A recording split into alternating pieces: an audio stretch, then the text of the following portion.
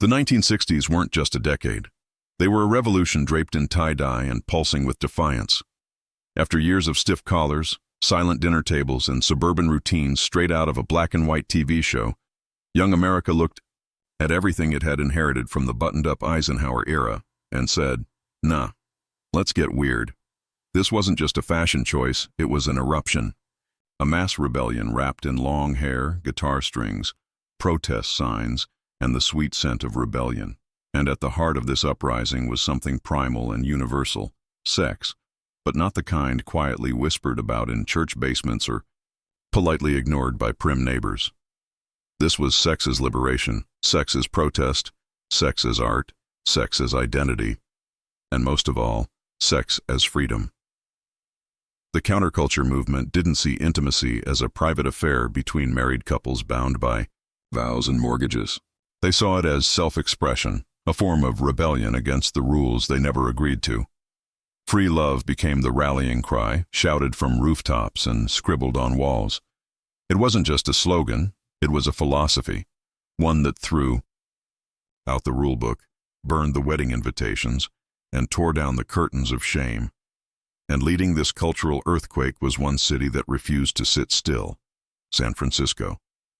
While the rest of the country clung to tradition, San Francisco cracked open like a flower blooming in neon.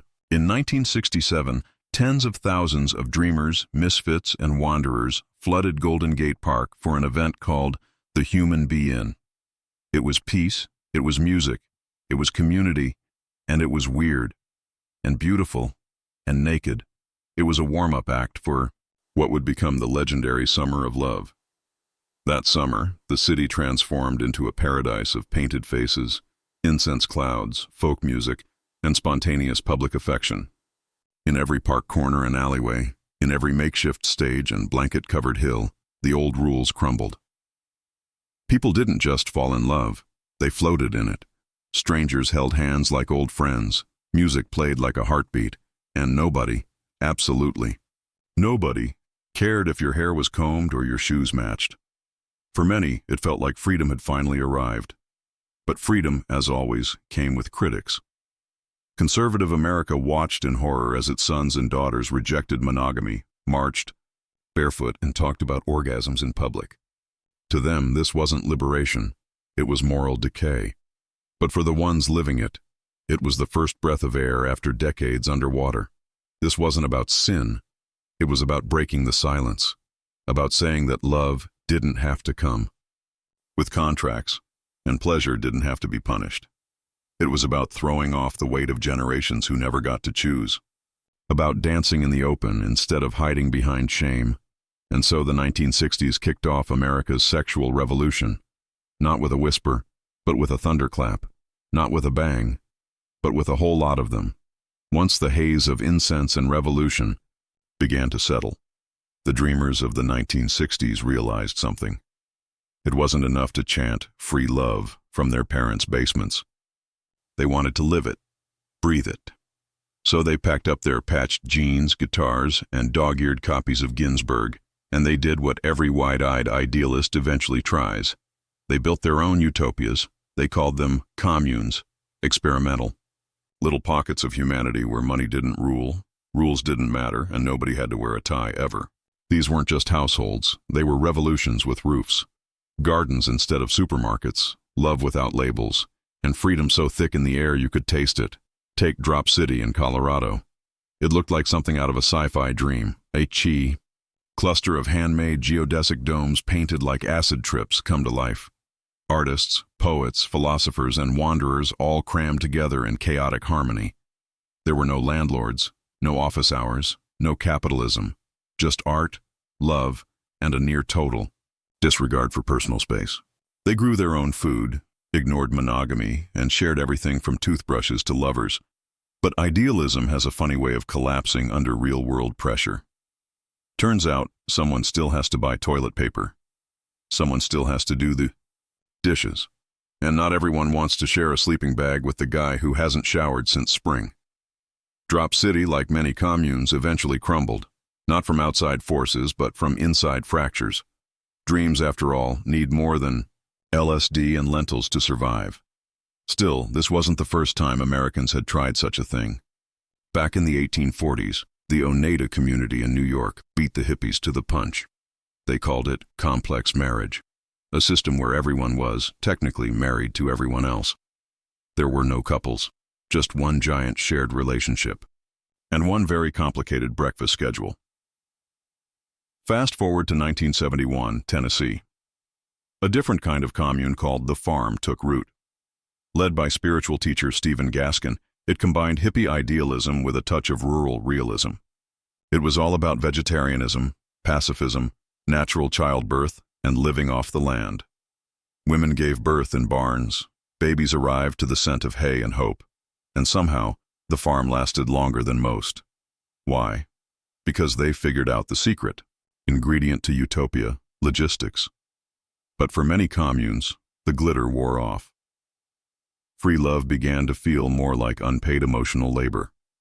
Sharing your partner also meant sharing your space, your money, and that one weird guy who never did chores. Eventually, by the mid-1970s, reality set in. Love might be free, but rent is not. Then came the event that turned rebellion into legend. Woodstock. It was supposed to be a simple music festival, just a few days of music and peace. Instead, it became a mud-soaked, half-naked, utterly chaotic Super Bowl of counterculture. Organizers planned for 50,000 people. Over 400,000 showed up. Within hours, food vanished. Bathrooms overflowed. The fences fell. People simply walked in, barefoot and wild, like pilgrims to a sacred ritual. But no one cared, because Janis Joplin was howling, Jimi Hendrix was melting minds, and love was something you didn't just feel, you saw it, lived it, touched it. Clothes were optional. Boundaries were blurry. And everywhere you looked, people were expressing something. Through kisses, cuddles, or full-on public intimacy that would make your grandma faint. It wasn't vulgar. It wasn't shameful. It was, in their eyes, divine LSD flowed like holy water. One festival announcement even warned people to stay away from a particular batch of bad acid. But by then, most of the crowd was too busy making out with strangers or talking to clouds to care. Woodstock wasn't just a festival, it was a declaration. This is who we are. This is the world we want. Unfiltered, uninhibited, free. Of course, nobody noticed the storm clouds on the horizon. For now, the music drowned out everything else.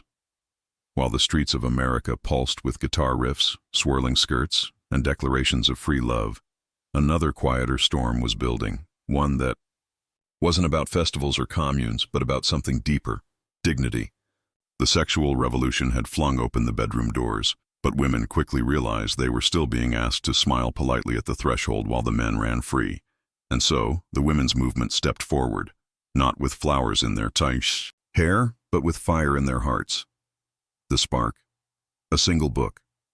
In 1963, The Feminine Mystique by Betty Friedan hit shelves like a truth bomb.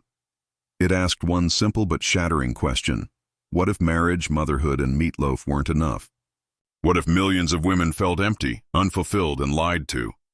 Women across the country read those pages and saw their own reflection. Perfectly pressed housewives with perfect hair and perfectly hidden despair. For decades, they had been told their purpose was to serve dinner, raise children, and smile. Through it all. But Friedan's book whispered something radical. You're not crazy, you're just trapped. And with that, the second wave of feminism roared to life. The first wave had fought for the vote. The second wave came for everything else: jobs, respect, reproductive rights, and the revolutionary idea that women deserved the same freedoms men had been enjoying since, well, forever. It wasn't just about sex. It was about autonomy. About refusing to be reduced to someone else's plus one in the story of life. Women took to the streets, to courtrooms, to classrooms, and yes, to bedrooms, reclaiming control over their choices, their bodies, and their futures. They demanded equal pay, better representation, and the right to live without constant performance. And yet, with every movement comes mythology. In 1968, a group of feminist protesters stormed the Miss America pageant. They dumped bras, curlers, girdles, and high heels into a freedom trash can, a symbolic rejection of everything they believed society had forced upon them. The media swooped in like vultures and invented a headline that would stick for decades. Women were burning their bras. Except they weren't. No fire was ever lit. But the myth caught fire anyway, because the image of angry women torching their underwire was just too juicy for journalists to resist. It was outrageous. It was sensational. It was, of course, false, but in the world of cultural revolutions, perception often becomes reality. Still, the movement surged on. The message was clear. Being female didn't mean being quiet, obedient, or decorative. It didn't mean existing solely for a husband's comfort or a child's need. Women were done living in the margins of men's stories, and in this new age of liberation, sex became more than pleasure. It became power. No longer something that simply happened to women. Intimacy became a choice, a right, and sometimes a weapon. The revolution was no longer only about rejecting old norms, it was about rewriting them completely. By the end of the decade, women weren't just part of the sexual revolution. They were reshaping it. Not as side characters in a man's dream of freedom, but as authors of their own. As the cries of protest echoed in the streets and the scent of revolution clung to the air, Hollywood, ever the mirror and manipulator of culture, leaned in with a glint in its eye and said, "Let's make this sell." For decades, American film and television had danced around intimacy like it was a scandal in waiting. Married couples slept in separate beds. Kisses were chaste. Bedroom doors never closed. The idea that real people might actually desire, or, worse, enjoy sex was something producers left on the cutting room floor. But now the veil was tearing. By the late 1960s, the counterculture wasn't just marching and chanting. It was filming. And what it filmed, America watched. Movies like Bonnie and Clyde didn't just glamorize criminals, they romanticized rebellion, violence, and raw desire. Midnight Cowboy shattered expectations entirely, telling stories of loneliness, survival, and unfiltered sexuality. These weren't fairy tales. They were raw, grimy, and, most of all, real. It terrified the moral gatekeepers. So in 1968, Hollywood tried to contain the chaos with a new system, the MPAA ratings. No more vague censorship. Now films would come with letter grades from G for innocent families to X for not safe for your grandmother. The X rating was meant to mark out edgy, artistic boundary pushers. But the adult film industry saw an opportunity and ran with it. Then came 1972's Deep Throat, an adult film that didn't just exist in the shadows. It exploded into mainstream culture. Lines formed outside theaters. Businessmen snuck in during lunch breaks. Couples watched it together and argued about what it meant. Politicians condemned it while secretly investigating its box office performance. Deep Throat made millions. It sparked nationwide debates, obscenity lawsuits, and newspaper editorials. It turned porn into conversation. And it forced the country to confront a truth most had long ignored. Americans weren't just curious. They were hungry. Suddenly, everyone was talking about sex, not in hushed tones, but loudly. On talk shows, in magazines, around dinner tables. The media had flung open the doors, and no one could pretend they hadn't walked through. TV shows followed suit. Sitcoms got sassier. Storylines dipped into adult themes. Even commercials traded modesty for innuendo. The cultural tone shifted from "don't ask, don't tell" to "why haven't you tried it yet?" But just as the revolution was peaking, shadows began to creep in. What began as freedom started to blur into excess. The line between liberation and exploitation thinned. People stopped asking if they were empowered and started wondering if they were just being watched. The fantasy of endless love and open pleasure couldn't withstand the weight of reality forever. And then, like a slap across the flower-crowned face of the movement, came the tragedies. Altamont, 1969. It was supposed to be Woodstock West, a free concert headlined by the Rolling Stones. Instead, it became a nightmare. Organizers, in a baffling move, hired the Hells Angels motorcycle gang as security, paying them with beer. Fights broke out. Chaos erupted. And as the Stones played "Under My Thumb," a young man was stabbed to death just feet from the stage. The dream had cracked. That same year, America met Charles Manson, a cult leader with messianic delusions, a taste for acid, and a warped interpretation of free love. He sent his followers to slaughter Hollywood elites, turning the counterculture into a horror story. The press painted hippies not as peaceful idealists, but as dangerous, dirty, and deranged. Suddenly, the revolution looked less like a movement and more like a mess. Parents clutched their pearls.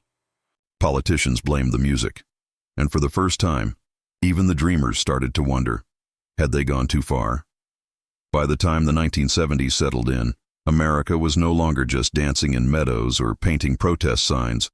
It was staring into a mirror and asking, what have we done? The sexual revolution had thrown open the floodgates of passion, of rebellion, of possibility. But what poured out wasn't always peace and poetry. It was also confusion, chaos, consequences. And for those still holding on to black and white visions of morality, it felt like civilization itself was slipping into sin. Enter the backlash. In 1979, televangelist Jerry Falwell stepped into the spotlight like a fire and brimstone preacher at a rock concert. His creation? The moral majority, a movement that wasn't just religious, it was political. His mission? To drag America back from the edge of what he and his followers called moral collapse. They saw it everywhere, in the movies, on TV, in classrooms, bedrooms, and birth control clinics. Pornography, premarital sex, abortion, even sex education. Everything became a target. To them, the free love movement wasn't freedom. It was filth. And they were determined to scrub it clean. They longed for a return to the good old days, when sitcom couples slept in separate beds, no one admitted to knowing what a G-spot was, and the worst thing you could catch from a partner was cooties. It was nostalgia with blinders on, powered by fear and wrapped in scripture. But the truth? America had already changed. See, the government had been trying to control sexuality long before Falwell took the stage. As far back as 1873, the Comstock laws had banned the distribution of obscene materials, including pamphlets about birth control. That meant, for nearly a century, just learning how your own body worked could get you arrested. By the 1960s, those laws were still haunting courtrooms, sparking absurd legal debates about what Americans were allowed to read, think, or do behind closed doors. But by now the genie was out of the bottle, and it wasn't going back in. Because for all the panic, people had tasted something real. Not just physical pleasure, but agency, choice. The ability to decide who they were, what they wanted, and how they would love. The revolution had given them that. No matter how loud the moral majority screamed, people weren't going back to pretending storks delivered babies or that nice girls didn't think those thoughts. And then came the future. The flower children grew up. The communes closed, the music dimmed, but the revolution didn't end, it evolved. The language of love shifted from whispered poetry to profile bios. Intimacy, once chanted in parks and scribbled on protest signs, became digitized. Swiping replaced searching.